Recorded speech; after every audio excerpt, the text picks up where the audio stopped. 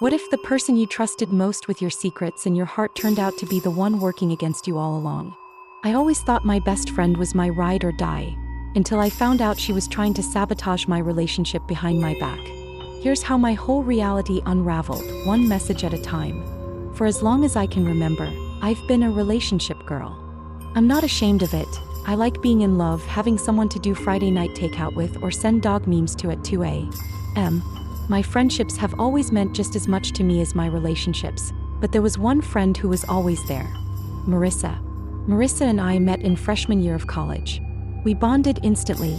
Same sense of humor, same obsession with brunch, even the same taste in bad reality TV. If I had a breakup, she was there with ice cream. If I had a job interview, she was texting me, "You're gonna crush it," before I walked in. She was the friend who knew my Starbucks order, my insecurities, my entire dating history, the works. Fast forward a few years.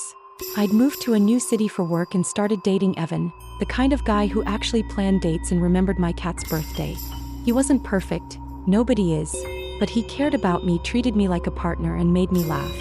Marissa was supportive from day one, or so I thought. At first, she'd send heart emojis when I posted about Evan, and even made a Pinterest board for our future double dates, manifesting our hot girl summers, she'd say. She met Evan a couple times when she came to visit, and while I thought their chemistry was a little awkward, I figured it was just nerves. Two important people meeting for the first time. But as the months went by, weird little things started happening that I brushed off. For example, Marissa would text me questions about Evan. Is he really as sweet as he seems? She'd send me screenshots of stuff he liked on Instagram, like, "Oh, why did he like this girl's bikini pic?" She'd sometimes joke, "Don't let him out of your sight, girl." And I'd laugh but then wonder, was she actually worried or just teasing? Looking back, the red flags were there. I just wasn't ready to see them. About 6 months into my relationship, things felt solid with Evan. We were talking about future trips, he'd met my family, and even my cranky cat liked him. Marissa would video chat with me all the time, usually while I cooked dinner or got ready for bed. We talk about everything: work, stress, the latest Netflix show, and, of course, Evan. But I noticed Marissa's attitude about him was changing. She'd ask, "Has he ever messed up?" Or, "Are you sure he's not hiding anything?" When Evan and I had a small fight about something stupid, like whose turn it was to do the dishes, Marissa said, "See, that's a red flag. Watch out." She started sharing TikToks about love bombing and gaslighting, which didn't even fit Evan at all. One night, Evan and I had a real fight. Our first big one. I vented to Marissa and she was right there, sending me long texts about how I deserved the world and shouldn't settle. It felt good to have someone in my corner. But after we made up, she seemed disappointed, like she wanted things to stay bad.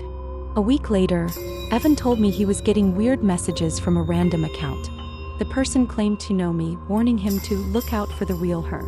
At first, we laughed it off as spam, but when he blocked the account, another one popped up, sending screenshots of things I'd said to Marissa in private. Stuff about my insecurities, my fears, even stuff about Evan and me that nobody else knew. Suddenly, it wasn't funny. I asked Marissa if she had any idea what was going on, and she acted shocked. "That's so creepy. Block them and don't worry. Some people are just obsessed." She even offered to help me catch the troll. But the messages didn't stop. Each one got more personal and targeted, almost as if the sender wanted to drive us apart. Evan started pulling away, unsure who to trust, and I felt like my whole relationship was on the verge of collapse. One night, while Evan showered, I grabbed his phone, desperate to see if I could find a clue. Buried in his DMs was a message from a backup Instagram account. One I recognized. It was Marissa's old art account. The same one she told me she deleted years ago. My whole body went cold. I checked the account's followers. Only 5 people. One of them was me. The others were old college friends. I realized in that moment that the troll who'd been messaging Evan was Marissa, my best friend, the one I trusted with everything. I felt dizzy, sick, betrayed, and absolutely furious. But I knew I needed real proof before I confronted her, or this would turn into a she said mess.